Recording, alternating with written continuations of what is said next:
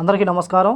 కువైట్లో మనం ఏదైనా పండగ వచ్చినప్పుడు కానీ ఏదైనా వేడుకలు జరుగుతున్నప్పుడు కువైట్లో ఉన్న యువకులు ముఖ్యంగా బాలురు బాలికలు ఎవరైతే ఉన్నారో రోడ్లపైకి వచ్చి వాటర్ బెలూన్తో అయితే నీళ్లు పట్టుకుని నీటి బుడగలను అయితే విసిరేస్తూ ఉంటారు. ఇది అందరికీ తెలిసిన విషయమే.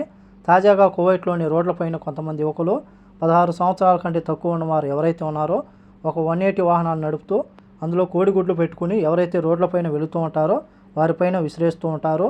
అలాగే ప్రవాసుడు మొహం మీద కొట్టగా ఇలా కళ్ళు అయితే మూసుకోవడం జరిగింది.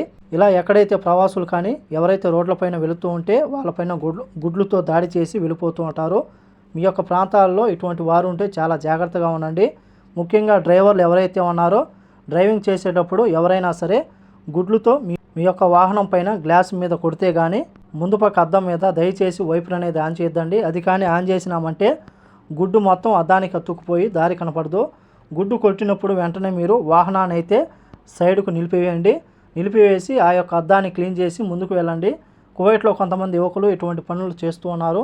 అందరూ చాలా జాగ్రత్తగా ఉండాలని కోరుకుంటూ, అలాగే రోడ్లపైన వెళుతూ ఉన్నప్పుడు కూడా ఇలా గుడ్లతో కానీ టమోటాలతో కానీ బెలూన్లో నీటి బుడగలు అయితే విసిరేస్తూ ఉంటారు. మీ యొక్క ప్రాంతాల్లో ఇటువంటి జరుగుతూ ఉంటే చాలా జాగ్రత్తగా ఉండండి.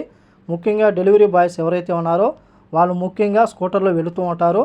కాబట్టి వాళ్ళ మీద దాడి చేసినా సరే కొంచెం స్కిట్ అయినా ఆ యొక్క స్కూటర్ అయినా సరే చాలా ప్రమాదం జరిగే అవకాశం ఉంది.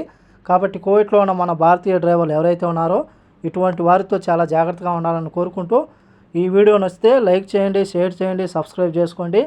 నెక్స్ట్ వీడియోలో మళ్ళీ కలుద్దాం. జై హింద్.